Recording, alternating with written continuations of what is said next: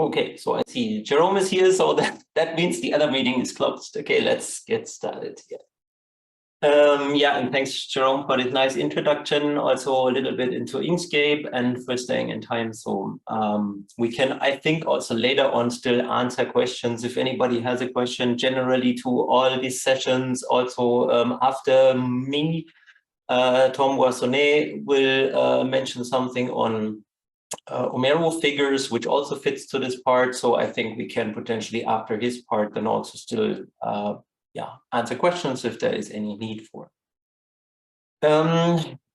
So in my part, I will focus a little bit more on Inkscape. I'll start with Fiji. And I would like to also mention a few things on good scientific practice, and especially what Jerome has mentioned already, like the interpolation, or so interpolate, to interpolate or not to interpolate, to say it with Shakespeare. So it's basically something where we should also think about shortly. So first to my person, most of you might know me from the forum under the pseudonym BioVoxxel. You might know the BioVoxxel toolbox, and now recently there was also the figure tools added to this, the main part of my work. So I'm working as a bioimage analyst freelance. The main part of my work is actually doing courses, educating young scientists in image analysis and so basic image analysis and good scientific practice. I'm offering also programming help for people who need image analysis tools, and I'm looking a little bit into image integrity. This is actually also what touches the part here a little bit. If anybody wants more information, here's the QR codes. These are the new courses available next year. They are at the moment just bookable by graduate programs, but if I find the time, I will also announce them openly, and then everybody interested can register individually. So why is it so important actually to put importance to the publication figures? Because that's the only thing people see who read your publication. And therefore it's important that they have a certain quality, because otherwise it doesn't raise a lot of confidence in the science you publish. Because if you have a big mess in your figures, that might suggest already that potentially the experiment is a similar mess. So this is why it makes sense for your own showcase to have a good quality. And this image on the right side actually shows already kind of in pixels, these windows of the skyscraper, that our images should reflect the nature of the experiment and the nature of our sample. And you see in the reflection that the reflection is not perfect. So there are aberrations, we have problems in our aberrations in our microscopes, in the setup. So it's not perfect. And a good publication figure is not a beautiful image. It's a transparent image which shows the nature of the sample. And that's what I also want to touch here today a little bit. So now my demonstration effect. Wait a second.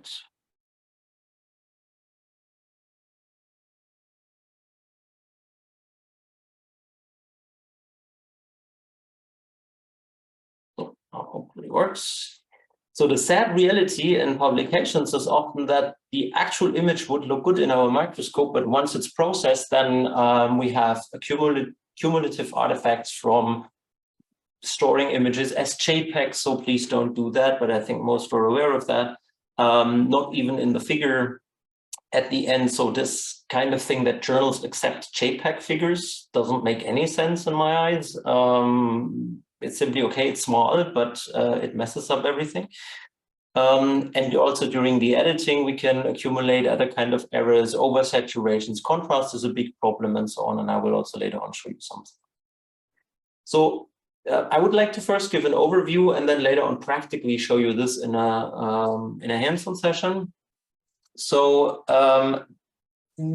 some of the main things besides contrast adjustment we do when we make figures is we transform our images by either rotating them, not so often, but can happen.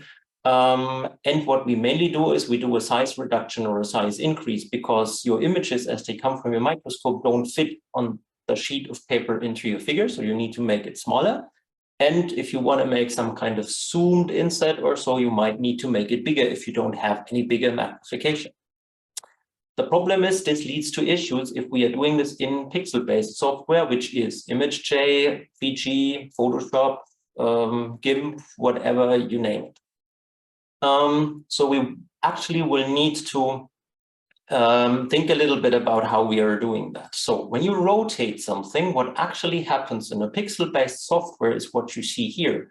So two different kinds of rotations, and you see that the original image doesn't look anymore as the original afterwards. So it's actually, we are introducing artifacts, so-called aliasing or staircase artifacts, because your pixel grid is fixed. It's a grid of horizontal, vertical lines and rows, and that cannot be changed. So if you actually rotate your information, that cannot be displayed properly anymore. And that leads to this.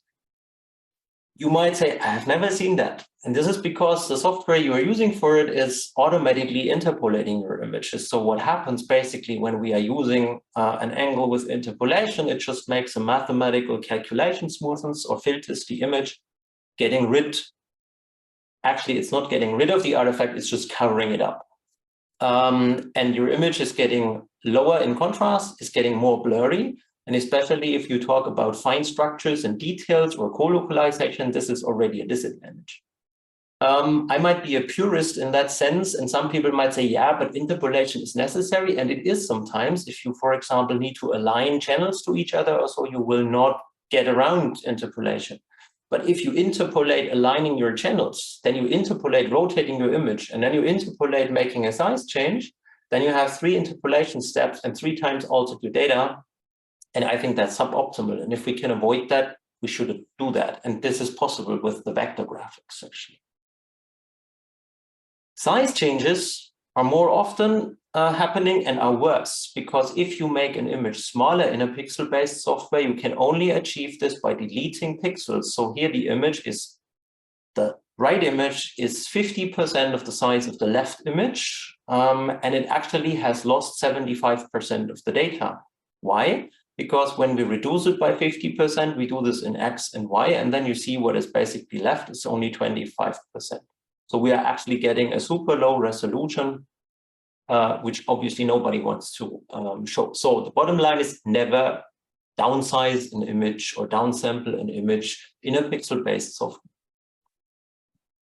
If you make it bigger, it's becoming even a little bit more complex, because dependent on how much you make it bigger, you might have a specific size in mind. This might introduce other artifacts. What you see here, for example, left is the original. On the right side, it's 2.5 times made bigger. But that means that you would need to multiply each pixel 2.5 times, but you don't have half pixels. So what actually happens is we're getting this alternating artifact, which results from this fact here. So each individual pixel in the original is then multiplied in X and Y. And because we don't have half pixels, it needs to alternate between, oh, sometimes I make it double, sometimes I make it triple, then double, then triple. And we are getting suddenly an output which makes out of 1 either 4 or 6 or 9. So you have completely alternated the data you have. If we interpolate in this process, then we are smoothing this problem out. And then you see that the right image looks better than the left image. And if any kind of changed image looks better than the original, then something is wrong, except you're using a deconvolution or something like that. So the problem is simply that here we are faking a higher resolution because we're adding more pixels over our structures. And this just covers up the problem, because the original problem would have created these blocks of 4 or 6 or 9 pixels and given them the same intensity and color. And now it's just smoothing it out and distributing, and one original color and intensity suddenly becomes 6 or 9 different. So this is something we should actually also avoid. And with vector graphics, we can do that. So vector graphic is the solution for that. And I would like to show you now a little bit in combination with Fiji how we can achieve that. So this here is the newest Fiji version. And if you install, if you run at some point help and update, and then you are actually in the updater, you are installing the BioVoxxel toolbox, you will receive 2 different kinds of functionalities, which are standard-wise under plugins. One is called BioVoxxel and one is called BioVoxxel Figure Tools. and they have here these neat icons, which you can actually get from here. If you click on the double arrow, then you have here the figure tools and the BioVoxxel toolbox, and you have here the menus for these functionalities, which makes the handling easier. So I prepared a few images here for different situations, and we first process them in Inkscape, and then we switch over, or I will switch over to Inkscape, to first ImageJ Fiji and then Inkscape. The first thing here I would like to show you is, for example, how you would handle a few multi-channel images. Therefore, I prepared these ones. These are 3 images with 4 channels each. It has a DIC channel and 3 fluorescent channels. And in principle, I added also already the typical ImageJ scale bar. So this is an overlay. You will see later on how we add the scale bar for those who have never done this before, but I think most are aware where you find this. So in principle, we add this generally as overlays. This keeps it later on in a separate layer and has the advantage that it in the vector graphics part can then also be separately handled.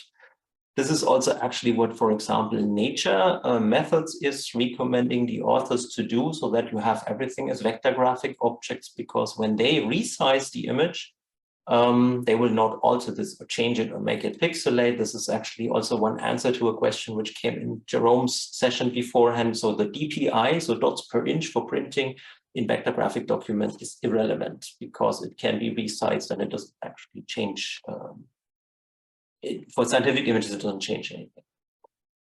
So here, at the moment, if you would like to show this, it doesn't really make much sense to show this, first of all, with all the channels. And then potentially we also would need to still adjust the contrast.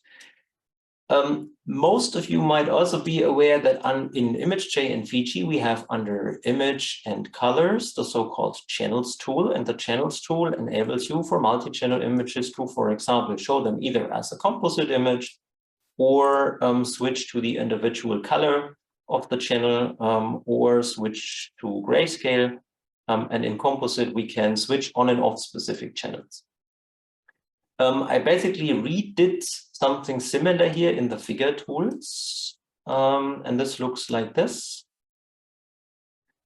In the figure tools, the first thing is called MetaDrex. This is a pseudonym for a metadata recorder. So this is in principle also hooking up to what Jerome mentioned beforehand. If you do some alterations to your images, for example, then it will record this, will write it directly into the metadata of your images, and it will show you if you have adjusted the contrast or subtracted the background, and it will do this with ImageJ macro language, so you can principally even just copy it out and use the macro to reproduce it later on. I will not show this now here, but if later on somebody wants to see that, I can do that. How the other tools will later on write something in the metadata, I will show you. So the LUT channels tool here is in principle the equivalent to the normal channels tool, but the advantage is that you have the false colors already present as buttons where you just need to click on. So in principle, I can also, to show you this here on one example, I can basically here switch also from composite to color or to grayscale, and I can switch off specific channels as well. And if I, for example, here shortly go to color, I can easily just click on the buttons, change very quickly the false color. And it's a little bit easier than ImageJ's normally, the normal lookup table, because, okay, you need to know what is the color of the individual name you see here. So this is why it's easier to process. Second advantage is actually this. You can customize this by under the file menu in Fiji. You can display folders from ImageJ, and there is the LUTs folder. And if I open the LUTs folder, there are all the LUTs ImageJ normally has available, or the ones you added. And if you make here a subfolder yourself and add some LUTs, and you can make as many subfolders as you want, and then you see here I have 3. And if I now in my channels tool right click, then you see that I have these ones available. So I can switch between different of those folders and it will grab the LUTs and make the new buttons. So you can make your own different sets for different situations, for example, and switch the LUT functions. So, but this just as a side note. Here I'm going back to composite, and for all of those ones, I will switch off the first and the last channel. We just have two colors later on with seeing them better. So the next problem we have in this images is the following. The contrast is relatively low. We have some kind of background here. So it would be nice to enhance the contrast before we make a figure. This is a typical problem. I think everybody is aware of the fact or the principle that if you adjust the contrast on one image, you need to adjust the contrast the same way to all your images you want to comparatively show in a figure.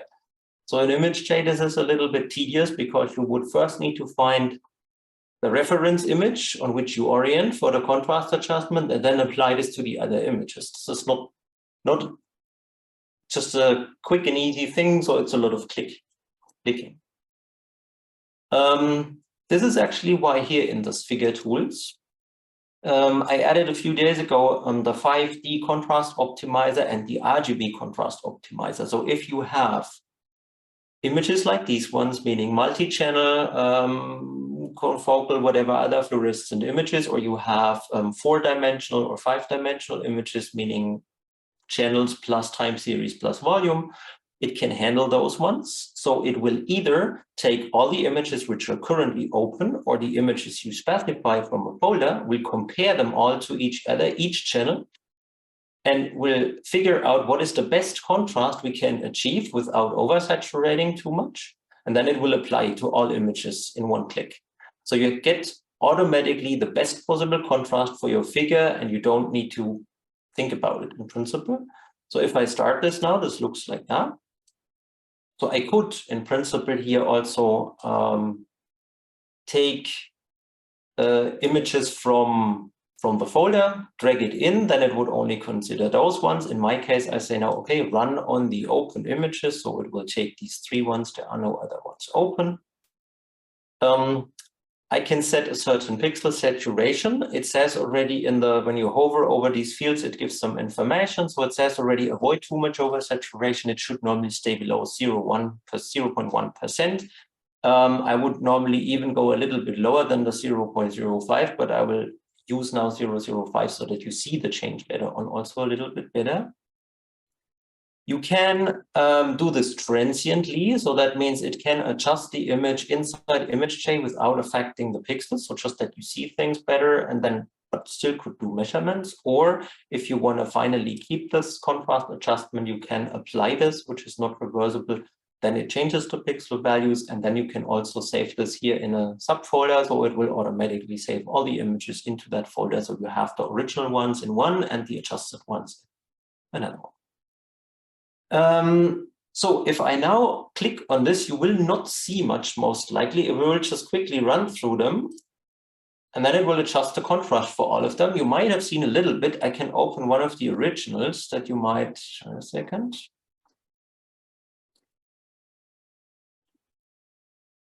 Actually, this one.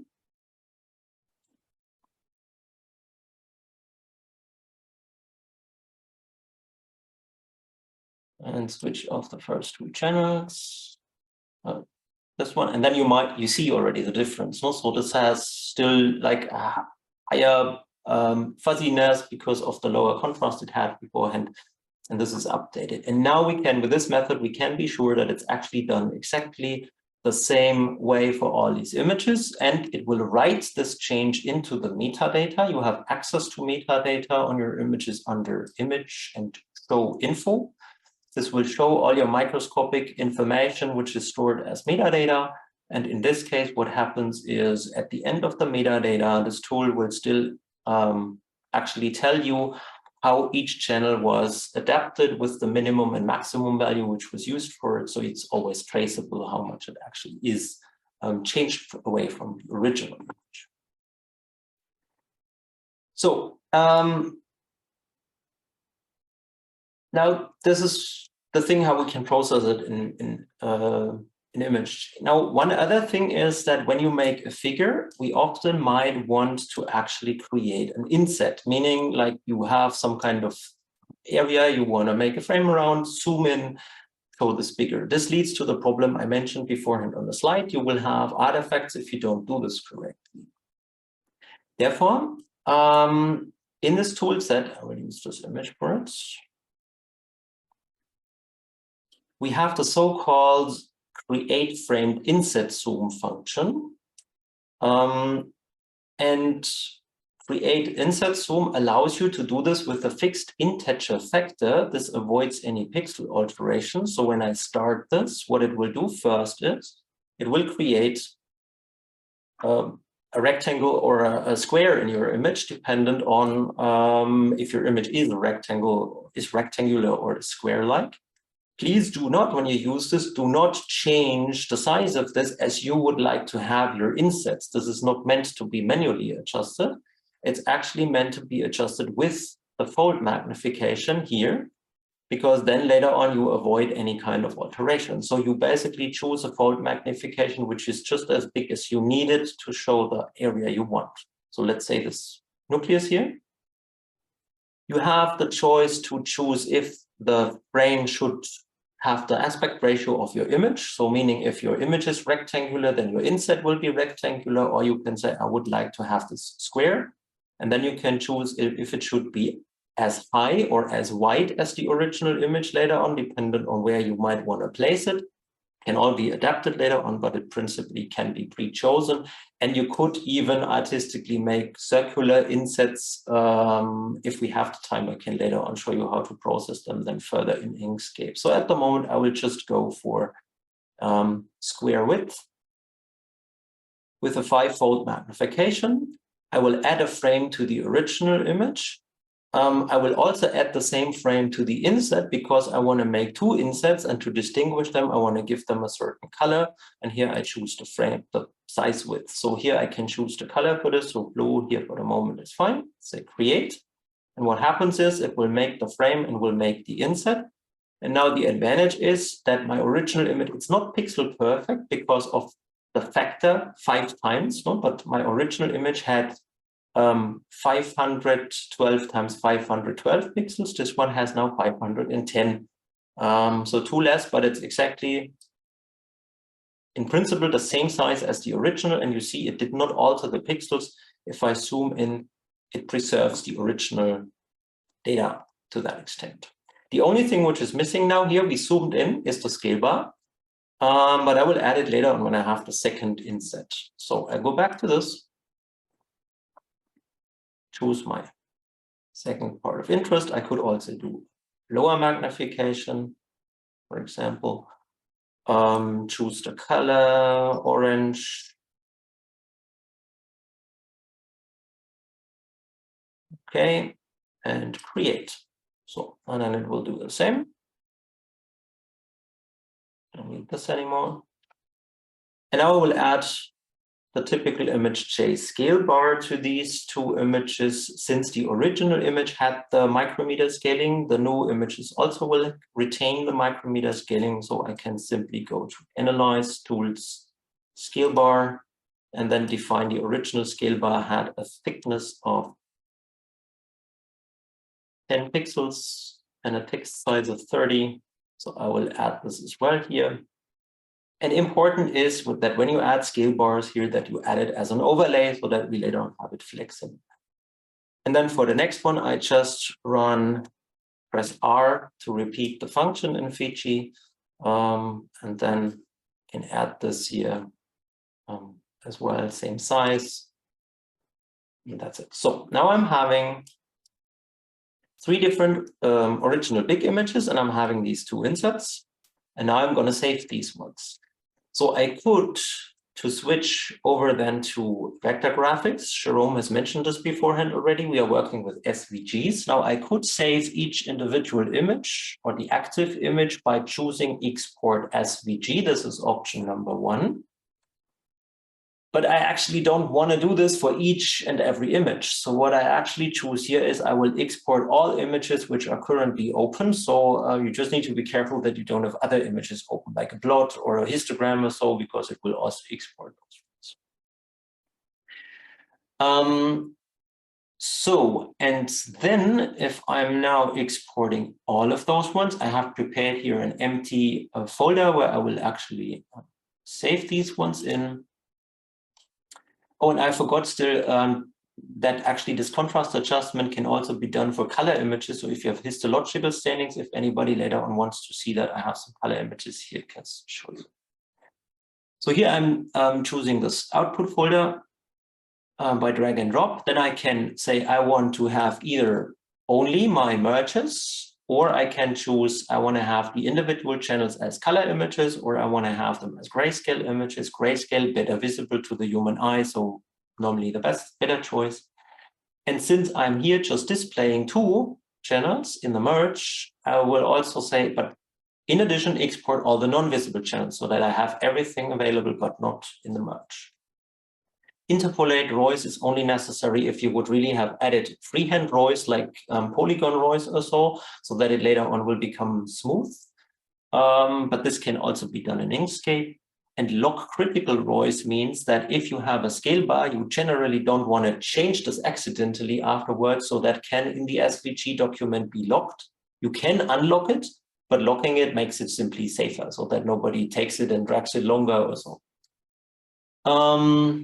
I will unlock it now just in case anybody wants to see still something later on for changing this, but in principle, locking is the safer way. And if I say, so here's my output folder, and if I say, okay, then you will see it runs through all the images, gives me a lot of SVGs now for each one. And now I can switch to Inkscape.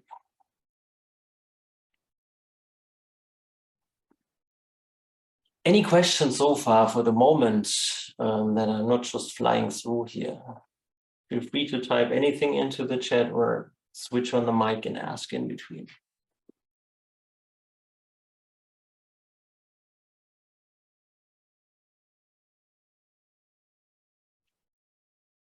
Alex, to install that, I can later on also show this. In principle, you just need to, in Fiji, go to help, update, run an update, and in the update side list, there's the BioVoxxel update side. You activate it, install it, restart Fiji, and you have these figures. I will later on also share still the links. So,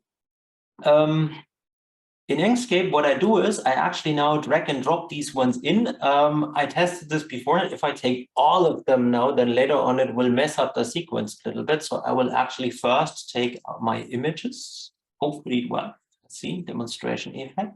And then later on the insets. So I'll drag in the images. And then let's see if today is my lucky day. And now also drag in still the insets. So, and you see already now that when I drag it to Fiji, to Inkscape, sorry, and if I zoom in, I have the pixels preserved, so I stay without interpolation, keep the original data for all of these ones. So, and the advantage, I'll show you this shortly here on a copy. The advantage of vector graphics in general, that's why we recommend it, is if you now need to resize anything, you keep this. So first of all, the first thing I do is here on top, there is a lock icon, and I switch on the lock because then I avoid, if I don't do this, I can distort the image. I want to avoid that. So I will actually switch this on. And if I now make it smaller to keep the aspect ratio, you see everything becomes smaller. And if I look at this in a zoomed in view, you see the pixels just got smaller, nothing is altered. So we avoid actually that we lose any data later. So now let's see if this works. Jerome has beforehand mentioned already in Inkscape, we have here on top an alignment button or alignment functionalities. And we can, the typical alignment is horizontal, left, right, and so on, also for text. But the nice thing is in the newer versions, we have also a grid alignment, and grid alignment for figures is super, super helpful. So first of all, this is a little bit too big for my sheet of paper. So I will take all of them together. By the way, I have here also all of these listed in principle in the layers menu. And for the alignment, now I'm choosing grid. And since I know that I have 25 images, what I want to do is I want to actually, and you see that it adapts already. If I change the row, it adapts the column. And I will go to 5 times 5, align them in the center, and I will already set specific spacing for them. But first of all, I will make them a little bit smaller. So, and then I hit arrange, and then it basically would arrange the figure already, and now happened exactly what I didn't want to happen. So let me do this separately again.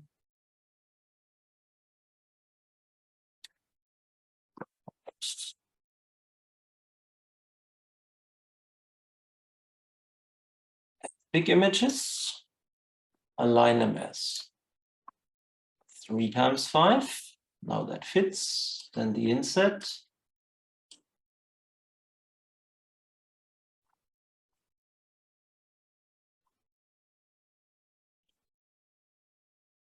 Two times 5.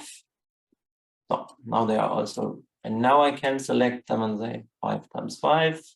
So, and all is arranged. So this has the advantage that now I can adjust this to my actual panel size, readjust the separation. Still, if I would want to, you have them all aligned. And if you say, I don't want to have the merge at the beginning, then you just take the column, move it to the end, realign them again, adjust the size. So you are here fully free. Advantages, again, you see pixels, text is smooth. And we will also see that when I look at all the objects we have here in our layer, we have these groups. If I look inside such a group, then you see here, this is the scale bar.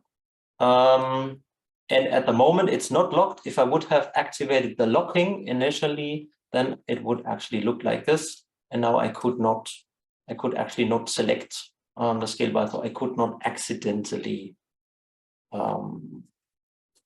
change the size.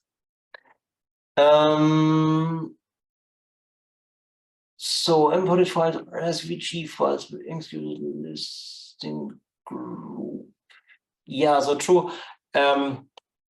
The thing is that it makes a group because the image has a frame, has a scale bar, and I don't want to have all of those objects separate from each other. So that's why it groups them together. So as soon as you save an image and the image has in image J, for example, you would have added also like an arrow somewhere, or the frame or the scale bar, makes a group out of this and adds the group.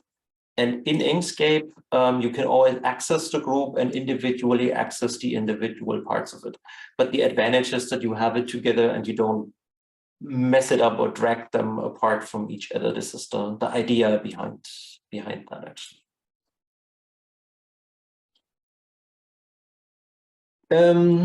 So what else did I want to show you?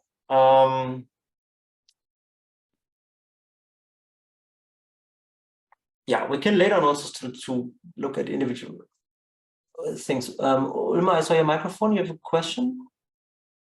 Or anybody else? Any other questions? Feel free to ask. So I would like to use now a new page. This is what Jerome was mentioning before. In the new version, you have down here also a page function. So I can here just click plus, and then it will make a new page. And later on my PDF I will export will just have 2 pages. And then I can continue doing things here. My next figure, for example.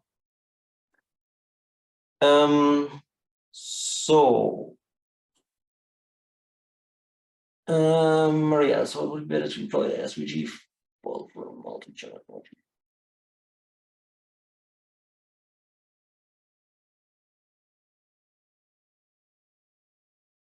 Maria, I didn't get it completely, your question. So what do you mean to to employ the SVG files for multi-channels.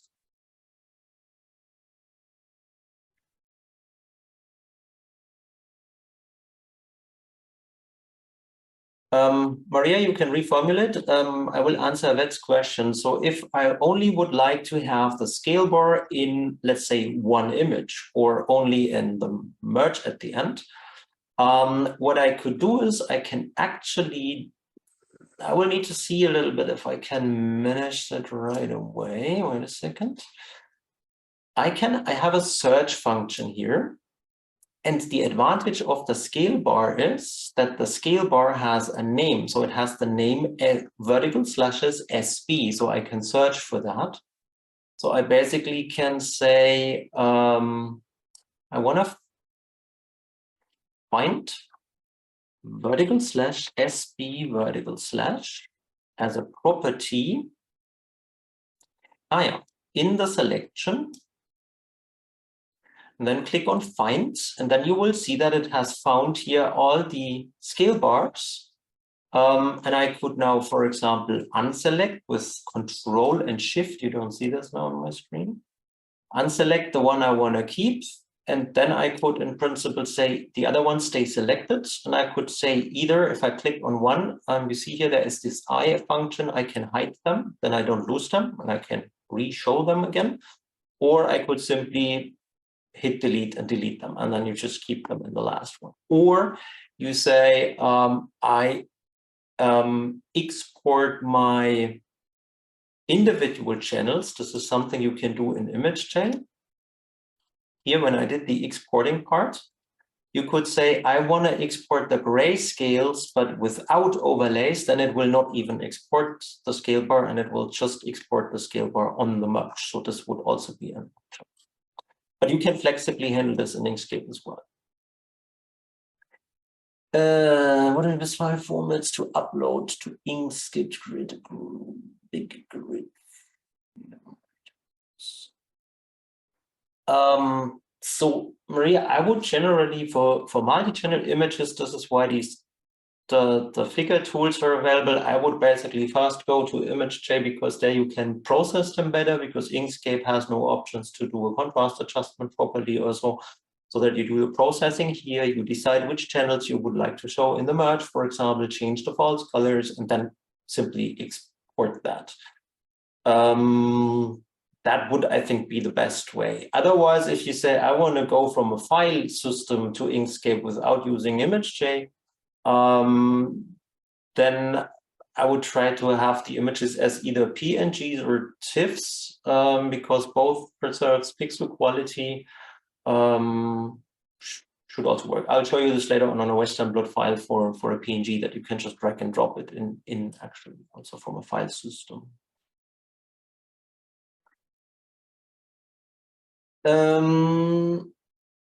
So, and that's why I said here, basically, since I directly go from the image to the SVG, so I'm not having any file format in between. That's why I didn't mention any other file types.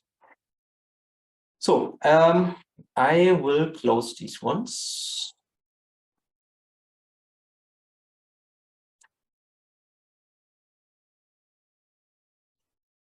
And then to show you, for example, something on a time series. So what you see here is a simple time series where the label is already done. So I added the scale bar, I added the labeling of the time.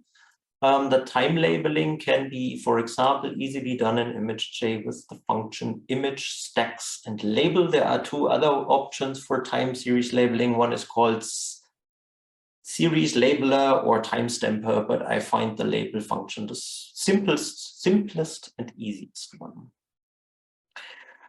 Or as Jerome says, for the other, to Maria's question, you could also use the extensions Jerome has created and then basically read images with open via the ImageJ macros. So for time series, one thing which you might want to have in a figure is different time points from this time series in a figure. Therefore, we have in the figure tools here a separate time series exporter. This is now already combined as RGB, so there are no different channels. That's why I'm not going to split them. But in principle, what I do here is if I say export time series, then I'll choose where I want to export it. I do this now on my desktop. It will create for each body images a separate folder. I start at frame number 1. And since this has 50 time frames, I don't want to have 50 images later on in my figure. I just want to have a few. So I say the increment is 4. So it takes 1, 4, 8, and so on. So it goes always 4 up. And the other things are the same as we had before.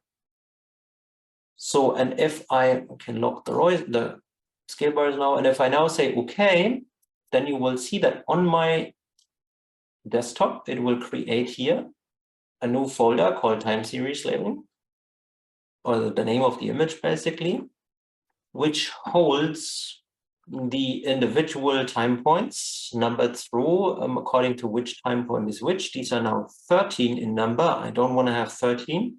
I want to have 12 because then I can make a nice figure grid out of it. And those ones I drag to Inkscape. Sorry. So drag and drop.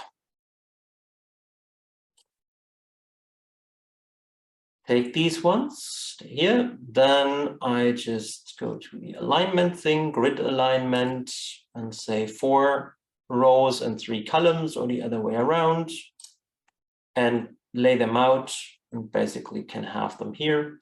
And then we see we have here 0, 1 hour, 2 hours, here always 20 minutes later. So this is relatively easy, and the same is true for this one as well. You can just size change that as needed, and so on. If anybody later on still has a question on the labeling, like A, B, C, D, and so on, I can also, if we have the time, still show it. One additional thing before I still show you the exporting actually is a little bit related to what Maria was asking, is that we can obviously also take files from the normal file system and just drag that in. This looks a little bit different. So here I have the typical gel example image from ImageJ. So if you have a gel or a Western blot, and then I drag this in here. If you drag an image into Inkscape, then it will always normally, except you say don't ask again, it will ask you if you would like to embed or link the image. I would recommend you, if it's not a too big image, embed it. Because if you link it, that means it always tries to find it on your hard drive. And if you move it away, then it's gone in your figure. So this can be dangerous. This DPI resolution here is not really necessary to change. And as Jerome has beforehand mentioned, we should always import it blocky to make sure that we keep the pixels and our original data preserved as good as possible. And if I now say, okay, we'll import this gel Western blot image, and if I zoom in, we see individual pixels are visible. And as most of you who publish gels and Western blots know, that we seldomly show the whole blot. So what we normally do is we have some kind of cut out part. And this is relatively easy to do here in Inkscape, actually. You can directly do it in Inkscape. You could also do that already starting in ImageJ, for example. I can show you this in a second step. So I'm activating the alignment snapping. This is what Jerome has mentioned beforehand as well. If you have this active, then your images are actually snapping to the corners or aligning automatically. This can be very helpful. Then I'm choosing the rectangular tool from Inkscape. Make a rectangular selection. This is now a white field. I can change this. This doesn't need to be white. It also doesn't need to have a fill color, actually. So I will adapt this to the size of what I would like to show, a little bit above and below the bands. Then you can select these two. Right-click here, or right-click in the list where they are selected. And in the context menu, which pops up, you have a function which is called set clip. And that will just clip it to this part. So you basically just have what you want to show. And if you've seen there were multiple protein bands or bands on that gel. So if I would basically want to have another one, then I just duplicate that, right click, say release clip, then I select that, drag it down, select both again, right click, set clip, and then I can, okay, should have potentially still.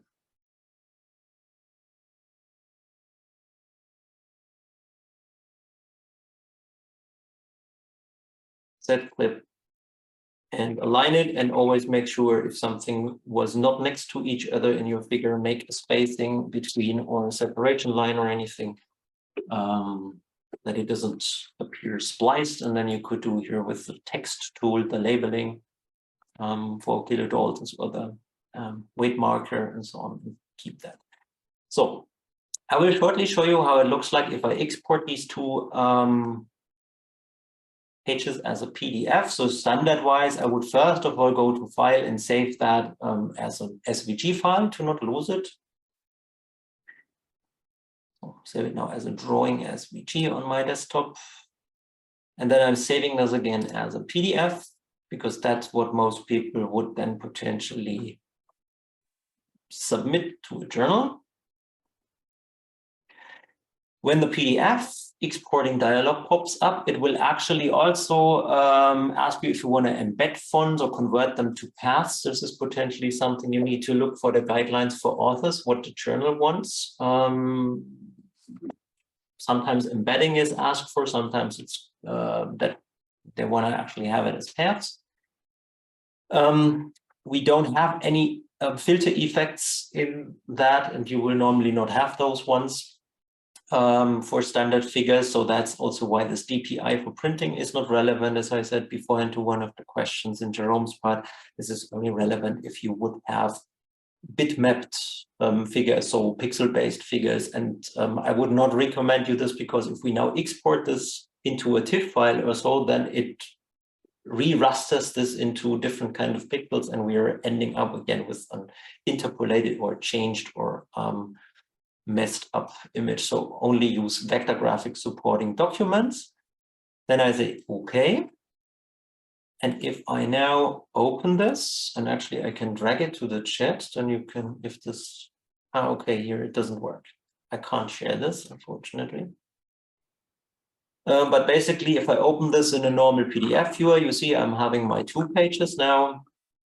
And if anybody looks at this PDF and zooms in, the original quality is preserved. So you see the original pixels. You have the highest quality of the text. You can actually select individual images, can even copy them, and principally also paste them back to Inkscape, to ImageJ, to look at them in their original size. So it retains the original size. It's not the original, careful, it's converted to a color image, but in principle, well, you see the original quality. And the advantage of the Western blots now, even though I was cutting them down, you see when I click on the image, it just selects the image. But when I click on a Western blot, it selects more, because the original blot is still in the file. So I can copy this and paste it into ImageJ, and I have my whole blot. So this would also solve the problem that the whole information is shipped with it. And in principle, everybody could look at it, at least in the submission process. Also, data retention, reproducibility, and so on is then here made a little bit easier. So, questions. Now we have, how do you specify the, wait a second. How do you specify a set plane in a set? Yeah, you basically, I don't have a good set stack image now at the moment. In principle, wait a second, where is it? The mitosis example image.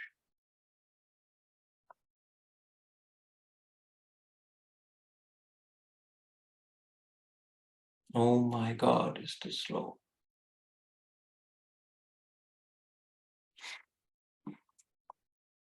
Sorry, German internet. So in principle, you see this as a 2-channel image with multiple set stacks and a time point. So if I basically choose a specific time point in the specific set plane, and I say I want to export this as an image, call it mitosis on my desktop. I'm not exporting the channels now. And then basically say, okay. Then it has here just one image. And if I drag and drop this to my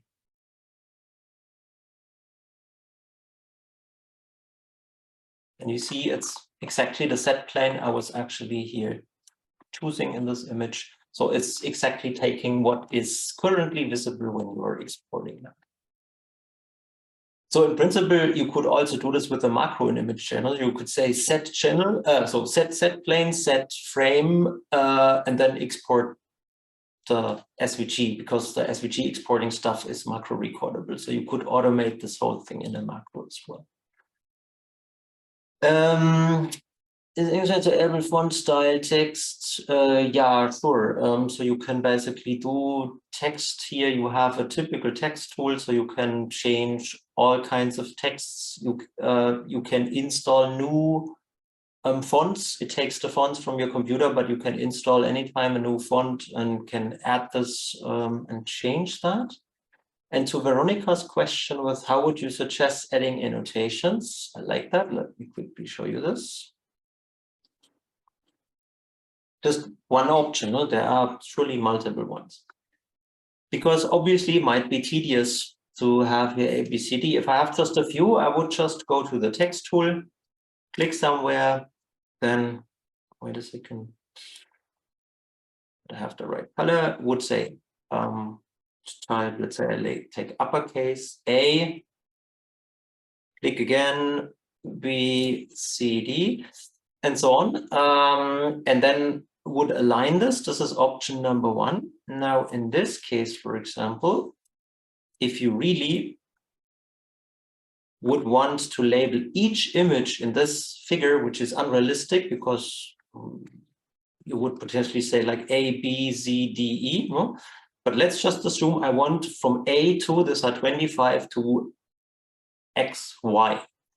Then I could also do it this way. That's a little bit insane, but let's have a look. You asked. So I write A, B,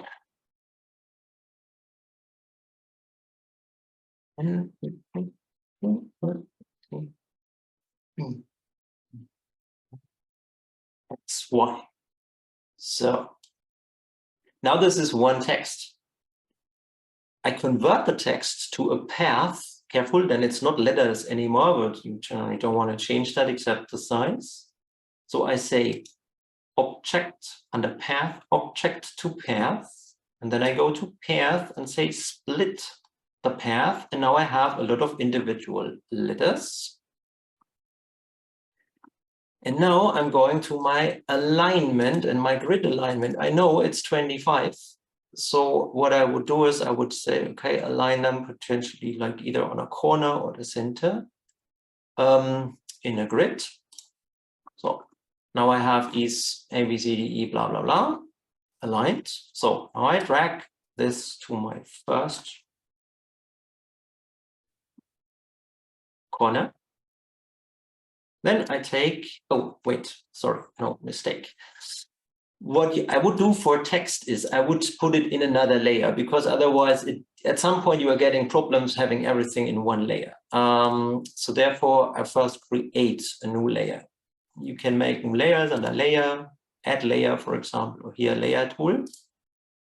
So I will add a layer, call it text.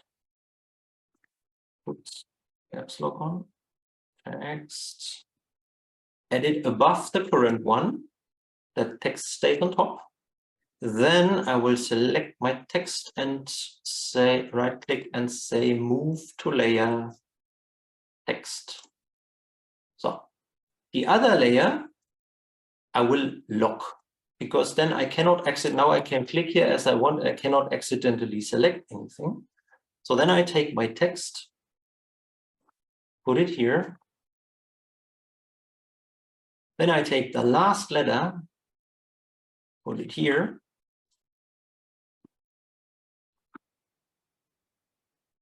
Then I select everything, grid align, fit into the selection box, bam, labeled, ready. So in principle, you could, and now if you say letters too big, then you can just take this, make it smaller, take the last letter again, put it where it should be. You could also more perfectly align it with the image, obviously.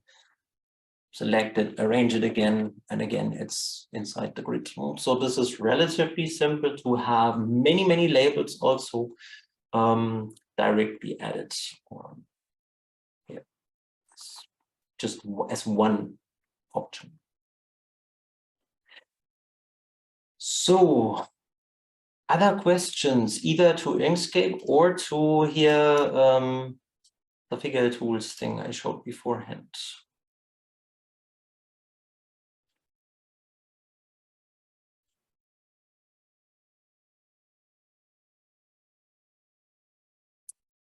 Not later on, if anybody still has questions, I will also still be here in a lobby or so. Just write me. I can even open after the next session a new session on my own Zoom. If anybody has questions, wants to see something, can show you this.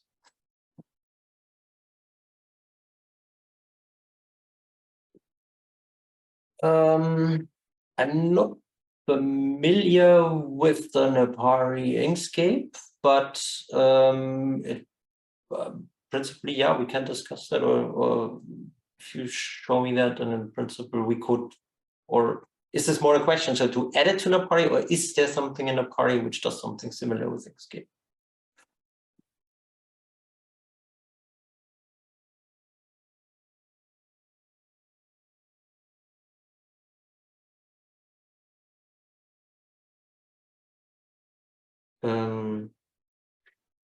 The off-topic question, with best way of plugin to work with 3D stacks. So Maxim, with 3D stacks, do you mean, I mean, generally when we talk about figures, no, the figure is 2D intrinsically. So there is not really a good chance of making anything 3D, but if you want to make a 3D reconstruction, and for example, show a reconstructed thing in image to Fiji, let me show you this shortly here. My personal favorite is from Benjamin Schmidt. Benjamin Schmidt is a really amazing tool. It's called 3D Script, where you can reconstruct very quickly anything you have as a 3D stack, and can adapt pretty much everything you can imagine. This doesn't have the right scaling now, so that's why it looks a little bit squashed. But in principle, you can like change individual channels. You can adapt lighting, that it looks like more a plastic-like surface, for example. So 3D Script is like, it's really amazing, and you can make animations based on human language, which is super nice. You just tell him from frame 0 to frame 180, rotate by 360 degrees, and you get an animation, for example. So this is really super cool. So Benjamin Schmidt, and I can also still search for the links and paste them later on. And otherwise, working with stacks just depends on what you want to do. No? So there is plenty of things. This is a huge universe.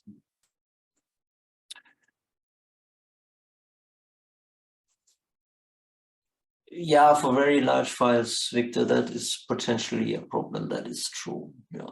So one would, but very large files in Inkscape will also be a problem. So I would then, I mean, if you have like 10,000 times 10,000 pixels, then I would really downsample it, because nobody will see the pixels there anyways, at least not in the overview. So, and then to really make it smaller, because otherwise it won't.